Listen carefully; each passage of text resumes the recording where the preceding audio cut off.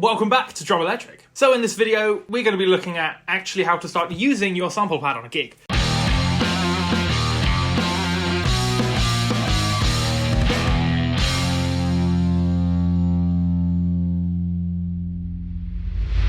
So you've just bought your Roland SPD-SX or the Yamaha DTX or the Elysis sample pad or another one, and I don't know what I'm doing with my hands. But you've bought a sample pad and now you want to start implementing it onto your gigs. Where do you actually start with that? So it can be a little daunting. You've got 9 pads or however many you've got on your sample pad and you have no idea where to start. What do people use? What samples are out there? Where do I get samples? We're going to be looking at all of that good fun stuff in this video. So I'm going to be basing this all off of personal experience. So these are all samples that I've used regularly on gigs and that I found work best when in a function environment. Usually when buying the Roland SPD-SX or the Yamaha DTX or another sample pad that you might have is usually bought with a purpose. A band has requested it, or you actually want to start using electronics in your playing or something like that, or your favorite drummer started using it and you're like, actually everyone's using those, I want that. So if you're using it with a band, that band may have asked you to start playing samples and they will give you these samples, or they'll give you backing tracks and clicks to run it with. So that's got its purpose and that's fine. But when you want to start implementing it with a function band where they haven't given you any samples and you just kind of want to start playing it and start bringing it along, that's where it can get a little daunting. So hopefully by the end of this video, you will be able to take all of these samples, put them onto your sample pad, and then hopefully on your next gig, you'll be able to use them. So where exactly do we start if we want to use it with a function band? When I first started using and implementing the Roland SPD-SX into my gigs, I filled it up with what I thought would be the best samples, and then from there it's chopped and changed. So now the ones you'll see today are the ones that I use the most, and that's what I found goes well when a band's like, I want claps there, and you're like, I got it, yeah. It's also best to remember that when you use a sample pad in a performance, it's an extension of your drum kit. So you're not using it to be like, right, I'm playing this and I'm playing this, and that's got to be really loud and you've got to know it's there. You want it to enhance your performance. You want it to add an extra layer on, so rather than people going, God, that's so loud, or what's that? It's like a, ooh, yeah. Ooh, yeah. So this video is going to be specifically about the Roland SPD-SX because that's what I use. Obviously this can apply to like the Yamaha DTX or the Elysis sample pad. Just personally, I use the Roland just because that's worked best for me. So my main samples, because I've only got 9 pads on the SPD, are the bass drop, the long snare, the clicks, the tambourine, the claps, the open hi-hat, the kick, snare, and closed hi-hats. Did I get that right? I nailed that.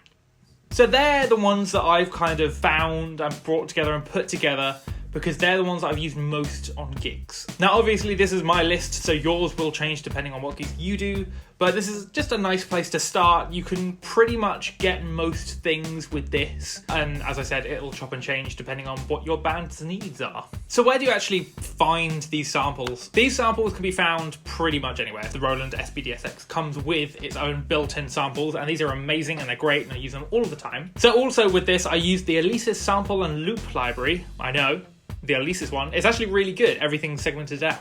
Give it a Google, give it a DuckDuckGo if you're into that. See if you can find it. It is free download and it's got loads and loads of different versions of different things and it's great. The other thing you can do is actually use Epidemic sound. These guys are royalty free. I'm sure a lot of you guys know them. You'll find them on most top creator videos just because they're royalty free songs.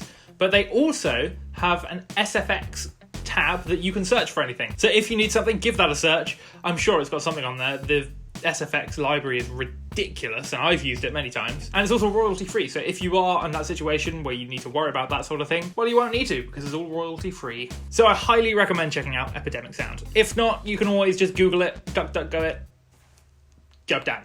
So one thing to point out as well, it's also really important to actually start practicing with your sample pad before you get to the gig, because you'll set it up randomly somewhere and go, I don't have the coordination to do this yet. So it's really important to set it up in a place that's comfortable. As you can see, mine is to the left of my hi-hats. This is where I mainly have it for most gigs.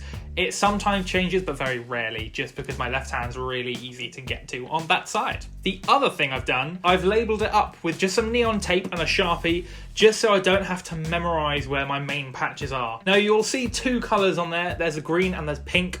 The green is for my main patch, that's the one that I use all the time. That's got all of my samples labelled up. The pink ones are for my Ableton patches, and that's got like up, down, stop, play, but we'll get into that in another video. So from here, load up your sample pad with all 9 samples and just experiment where it's comfy. I've shown you where mine are, and that's what I've found things are good, but you may want to change them and things like that. Just trial and error it and see what is comfortable. Okay, we've set up our SPD. We've got all of the samples on it. You're kind of comfortable here where it is with your kit. How do we actually start practicing with it? So it doesn't need to be anything fancy. I highly recommend basing it off of what you're going to play on the gig. So in this exercise, for example, if I'm playing a function gig, it's highly likely I'm going to be playing a 4 to the floor groove. I get my clap sample and I just add a clap sound when I play the snare drum. Bringing that left hand over to wherever your clap sample is on your sample pad or SPD or whatever it is.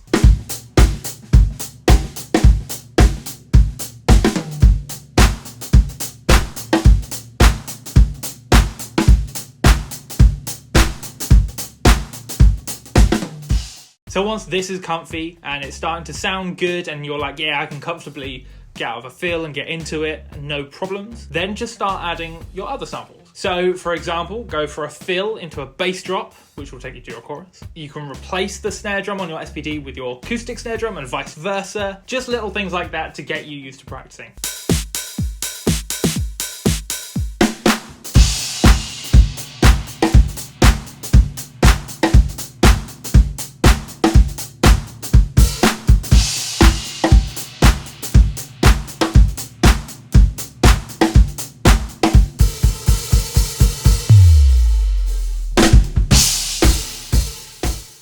If you want something a little extra and you want a little independence exercise that you can use with your sample pad, I highly recommend checking out the video above. Okay, so we've done everything. We've practiced it, we've set it up, it's looking good to go, you're feeling comfortable with it. How do we actually get it onto the gig? So let's set the scene. You're playing with a band you haven't played with before. Say this is on a function gig and you're depping in for a friend, and you want to bring along your sample pad. Now there are 2 usual options, or options that I've found so far in my career. The band have requested one and they're expecting you to bring it along, or they haven't requested it and you're just bringing it along and to be like, hey, I've got this and I kind of want to use it. Is that cool? Both options are completely fine. If you're just bringing it along to the gig, that's totally fine. Just my recommendations is see if you can get in contact with the sound engineer, because they may not have the setup to implement your SPD. If you can't get into contact with the sound engineer, which is very common, then it's always worth just bringing it along, but not with the intention of using it. So you bring it along and you immediately let them know, hey, I've got this. Would you like me to set it up? Because that gives them the option of like, yeah, sure, why not? See what happens. Or, oh, sorry, we can't because we don't have the inputs. Always try and make it a part of your playing, but make sure you warn the bands first before you start using it. And worst comes to worst, if you do bring it along and you can't use it, then it's just a very fancy table. This is the simplest setup that you can just rock up to a gig and be ready to use it. We'll get into using backing tracks and the sub out outputs and the headphone out and using different ways you can plug the SPD in a different video. So that's pretty much it. That's just how you can start implementing a Roland SPD-SX or a sample pad into your playing and actually start bringing it along to gigs. If you have any questions, please comment them down below. I'm sure collectively we can answer some of them. So don't forget to hit that like button and subscribe for all of our shiny new videos. And I will see you in the next one.